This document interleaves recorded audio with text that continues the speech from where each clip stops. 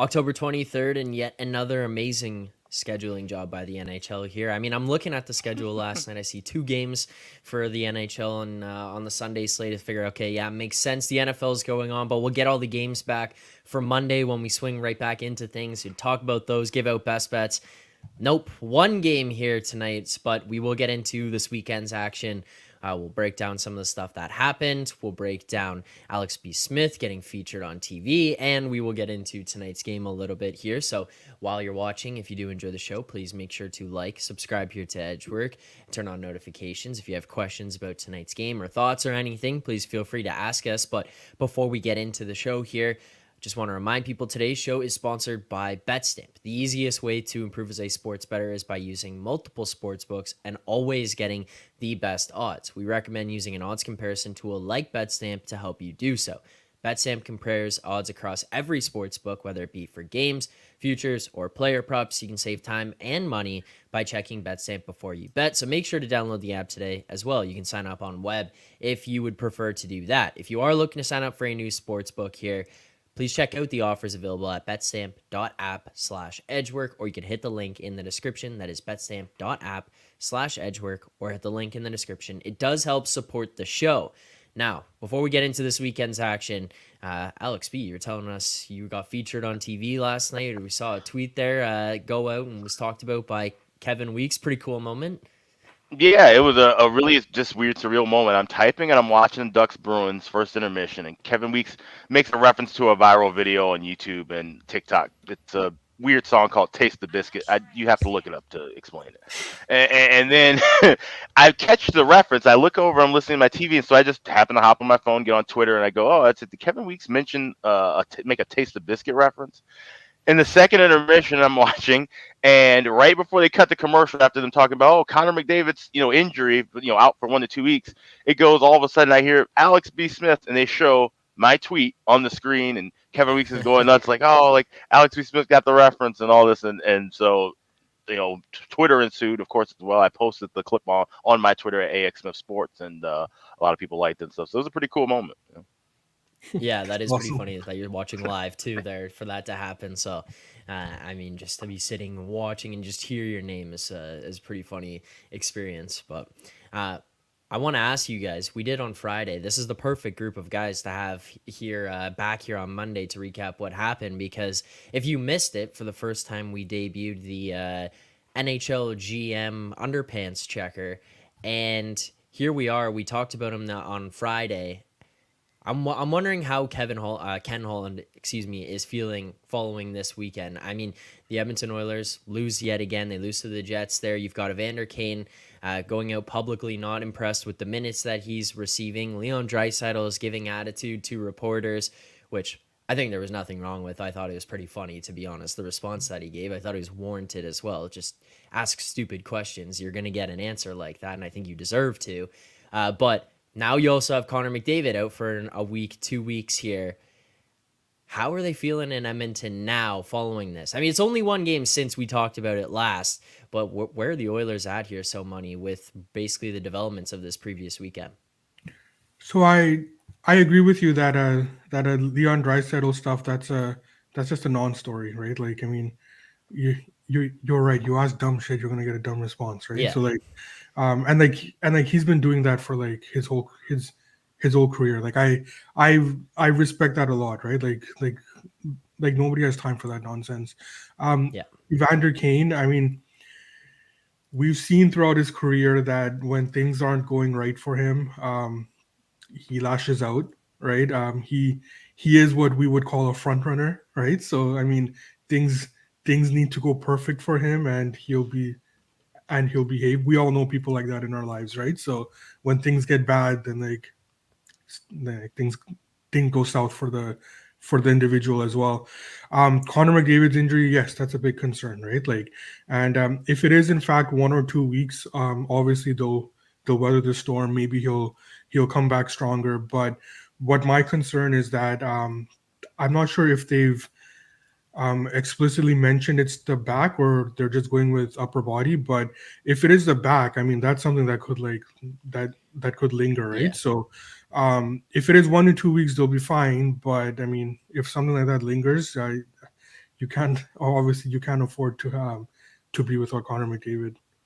Mhm. Yeah, absolutely. I mean, in 1 to 2 weeks, like I said, yeah, you can weather the storm, especially having somebody that is as good as Draisaitl taking the reins. At least you have a top tier scorer.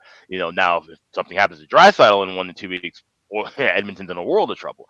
But like I said, yeah, if it's a back injury, then that's something to be concerned about all year. Him getting hit, and guys are going to be hitting him a little bit harder now when he does come back, just because of the fact that he's been off. And has he really even? Doesn't seem like he's ever had any kind of even significant injuries. I feel like he hasn't missed too many games. He's been relatively The healthy. rookie season. The rookie season. Okay, so outside of that, yeah, he's Yeah. been relatively healthy for his career. So that's Mhm. a solid sign. Like I said, hopefully he can bounce back. But yeah, Edmonton will definitely need 97 in the lineup sooner, as soon as possible. Yeah, I mean, the rookie season, he had the significant injury that held him out for a while, but other than that, you're right. It's been relatively healthy for him. I know. I mean, I guess a couple like follow ups to this would be first and foremost, and I see it in the chat here. Connor Hurdle saying Jay Woodcroft should start applying for unemployment, but how does like Edmonton brass kind of go about handling this? Because yeah, you're gonna have McDavid out now for another week, 2 weeks, and someone you said you could weather the storm, which I think is an appropriate way to put it. But then you're 1-4, and that was with Connor McDavid in your lineup. You're gonna go 2 weeks potentially without him here. What does weathering the storm look like? And then at what point do you sit here and say, okay, like something needs to change because this just isn't acceptable? And if something does need to change, is it Jay Woodcroft that goes first? Well, there's not much you can do, right? Like, I mean, if you're if you're management, what moves can you make right now, right? Like they Right. they are 1-4, but Woodcroft is not going to get fired this year. Like, I mean, they can completely miss the playoffs, and he's not going to get fired this year. There's there's no purpose doing that, right? In terms of like the long term outlook for the franchise. So um, from management's perspective, there's nothing you can do. Um, I was thinking that like last year, when we were heading down the stretch run, what I was kind of hoping for, as someone that did have Oilers futures, was I wanted them to kind of get out of the mindset of like trying to win the division, right? Because then they started playing Skinner more, and Campbell just wasn't able to get the spot starts that they needed. Now, obviously, whenever you're in a position to win a division, you're gonna go for it, and you should go for it, right? So I was kind of hoping that they would drop back a little bit. So in this situation, maybe it's not all that bad if the division becomes out of reach a lot quicker for them, right? Because now they can work on limiting the starts for like Skinner and Campbell, get a more even distribution of starts there, so that we're not in a situation where we were last year in the playoffs, where you've just wore one guy down and he just collapsed in the playoffs, right? Like let's call it for what it is. Like, he was a rookie, he wasn't used to that workload, and then you've thrust him into the playoffs with all those regular season games that you had to give him because you are trying to go win the division, and now he just wasn't ready for it, right? So maybe it could work out for them that Mhm. maybe they do struggle for the next couple of weeks. Maybe they're never able to get back into the division title race, and now they can just focus on like, we're going to be the 2 or 3 seed. We know that's where we're going to end up. So like, we're going to work on our game. We're going to split the goalie start. So it could work out for them. So I mean, if I'm management, there's not much I can do, and there's not much I want to do right now. You just have to ride this out. And if you're looking at this with McDavid being out over the next little while, the final piece to all of this before we move on from the Oilers, my only other question for you guys, and Alex, maybe you can jump in here on this, is if this Oilers team struggles over the next 2 weeks, how do you kind of start to handle what you do with McDavid in regards to him getting healthy from this injury? If he's at 90%, are you looking at this going, we need this guy back in this lineup now, inject him in to start to help and turn things around? Do you play it safe? Like, what is the approach? How quickly do they need to get him back, and how do they handle this moving forward based on the way that they've started the season? And it's more of just like, if you don't go, if you're 2-3 right now, if you're 3-2, you're probably a little bit more cautionary. But 1-4 now, going into the next 2 weeks might be a little bit of a different outlook for them. Yeah, absolutely. I mean, you need him back as soon as possible, and if he's healthy enough to play, you play him. That's basically it. Like I said, you don't. There's no reason to have this load management kind of type of deal unless the injury gets worse or he gets hurt again. But right now, I mean, it's so early in the season that you just need to get him back. And the thing is, you don't want him missing a whole lot of time, and then all of a sudden you start staggering his ice time. Now he can't get into his rhythm. Now all of a sudden he's not as effective as he needs to be. So you need to get him back to his regular schedule as soon as you can. But like I said, just take his time, make sure he's fully healthy, and then you go from there. All right. And also in like the Western Conference, right? Like, and if you're the Oilers, like, does it really matter who you play in the first round at this point, right? Like, you're not. It's you have a more long term trying to win a Stanley Cup mentality, right? So Right. like, even if you, I don't think it'll happen, but even if you do become a wild card team and you're matched up against like Vegas or Colorado, like, does it matter, right? You're eventually going to have to beat them anyways, right? So, I think that it's more, it should be more, the focus should be on getting their game right, and like you can't panic in these kind of situations. Yeah, for sure. Well, Alex, I want to give you a little bit of the spotlight there. We spent a bit of time talking about Connor McDavid, but the other Connor over there scores his first goal on home ice for the Blackhawks this weekend, leading rookie points, 2 goals, 2 assists, 4 points through his first few games here. What's the vibe like right now in Chicago? Obviously, the team itself as a whole doesn't have high expectations on it for this season. It's more about the Connor Bedard year, but what's it like for Chicago Blackhawks fans right now? It's interesting because most of the chatter I hear, especially talking with people back home, is that people are kind of you know they have their expectations are a little bit higher than they really should be. I think everybody's thinking he's going to be this goal and assist guy every night, and that's just not reasonable for any player, but certainly for a rookie. And people just have to relax and give him time and let him develop. He's doing perfectly fine by me. 2 goals and 3 assists in 6 games. That's more than enough, in my opinion, to ask of any rookie. So he's doing good. He's Yeah. getting acclimated. He looks comfortable on the ice. He seemed to be comfortable with all the fanfare. Now that the Hawks finally got all these ceremonies over, they went through 5 opening night ceremonies, including their Yeah. own in 11 days. So that's a lot to ask for. And Yeah. just that emotion of being in Chicago at the end and the anthem and everything. He's handling everything very well so far. So everything looks good so far. And Hawks getting some surprisingly good goaltending from both Peter Mrazek and Arvid Soderblom. In some of these games. So they're a competitive and feisty bunch right now. Yeah. All right. Well, last check in that we'll do here. The Vancouver Canucks. I want to know what's going on. So money. I forgot to ask you about it last week, but we had the clip of Rick Tocchet talking about after the game against Philadelphia Flyers, where he was saying, "I don't want to use the word." Which, by the way, of all people, that's the guy who would use that word the most. And he referred to the guys as soft. Like, he's sitting there saying, I don't want to use it. And yet he loves using that term. He's calling out guys saying some of the play was soft. Now, this Canucks team, 3-2 right now, sitting just behind Vegas in the Pacific Division. What's going on with Vancouver Canucks? How you feeling about the outlook of the team this year? And have the goals of this season changed at all? Where are you at? They are soft, right? Like, I mean, right? Like, there's like, but what I will say is that, like, look, they've started the season here. They had their home opener, and then they've gone out on the road, right? They've been kind of a weird schedule. They went to Edmonton, and then they're out east, and then in Nashville, right? So it's tough to start the season like that on the road. Sometimes it can bring the team together, like whatever narratives you want to talk about, right? But it is tough to start the season on the road. So there have been some good things. Like, I didn't expect that game against the Panthers. It was a pretty even game, but the Canucks found a way to win, right? And that's not.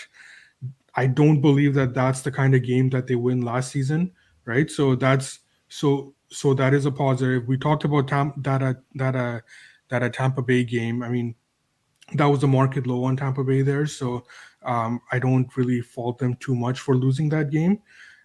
So I mean, the jury's still out for me. They are soft. I mean, that's not a surprise. We're still trying to we the Canucks are still trying to change the culture and like the way they play and stuff, and that kind of stuff takes time, right? So um, I'm not overly concerned. They are kind of where I thought they would be, and we just have to get through this road trip. And I mean, I'm not overly concerned. That Philadelphia loss was more was more concerning, but yeah, we just gotta wait it out. I mean, it's too early in the season. They're soft, but they're also showing signs. So, and the goaltending looks a lot better this year too. So Yeah. Yeah. Yeah. the goalies. Yeah, fair enough. That is very helpful to have. I mean, they even talked about. I was listening to an interview with John Cooper the other day discussing how much the goaltender can help make the coach, and he's like, "Well, yeah, you lose Vasilevsky here for what's going to be 2 months. It's going to make John Cooper's life a million times harder because Yeah. you're not looking at number 88 standing between the pipes for 85% of the games to start this season. Here, you're going to have to go to our guy Johansson in net, but." Still, Tampa seems to be finding a way to make it work. But we'll save people the Leafs talk. I'm sure that with the Habs playing here tonight and Leafs playing tomorrow, Moretto will be prepared with a list of notes to bring into the show tomorrow. So we'll leave that for then. Let's get into this Habs game here tonight, our one and only game of the night. Just incredible stuff there. The Montreal Canadiens on the road at the Buffalo Sabres coming into this one plus 160 for the Habs right now, moving a little bit here, even on the screen in front of us. 155 just moved down to. I'm seeing this Habs team right now, 2-1-1. Sabres last in the Atlantic right now, 2-3. We talked about it the other day about whether or not they were going to be concerned at all. But if you're going to be handicapping this game here tonight, you see a total of 6.5, juice to the over, minus 124. And we're seeing the Sabres even minus 172 right now. So, Money, any way you'd want to get involved in this game here tonight? I had some interest in the over, but I think it's been priced right now. It's pretty juiced on the 6.5. So, Mm. and that's where I think it should be. So, I will pass. I can't. I'm not going to lay that with the Sabres right now, and Montreal is a team that, um, yeah, I can't back them either. So for this game, I'll pass, and we're gonna get ready for a tomorrow slate. Fair Yeah. enough. I mean, yeah, this is, yeah. I wish there was a better matchup for this one kind of standalone heading into the marathon tomorrow. But like I said, it's not really a great game, to be honest. Buffalo, if you're a Sabres fan, you should be outraged every night you watch this team and they aren't playing to their highest potential right now. Like I said, I think their start is very disappointing in my eyes. 2-3. You know, I was saying it before the show. When is Tage Thompson going to wake up and start scoring like he can? This guy can be an elite scorer, and now with McDavid out 1 to 2 weeks, someone who holds a Thompson ticket for Rocket Richard Trophy. I'm hoping he wakes up tonight. So if I come close to betting anything, it'll be Tage Thompson anytime goal scorer. All right, fair enough. Well, no best bets for tonight's game. If you do want to get more bets, you can find us tomorrow here at 10:30 a.m. breaking down tomorrow's full slate. So you can come back in here for that. If you do want to follow along with the picks given out, make sure to follow us on the BetStamp app as Edgework HQ. And of course, if you want to see the picks that are given out on Saturdays, you can find those over on our Twitter account at Edgework HQ there, where every Saturday morning by around 12 o'clock, before the games all kick off, there will be a tweet that goes out with everyone's favorite pick of that day being released, and the numbers we got them at all also tracked in the BetStamp app. So make sure to follow us on there, see the progress for the season, see what numbers we're tracking them at, all that kind of stuff. For tonight's game, no bets, but we will be back here tomorrow to break down the full slate, give out best bets then.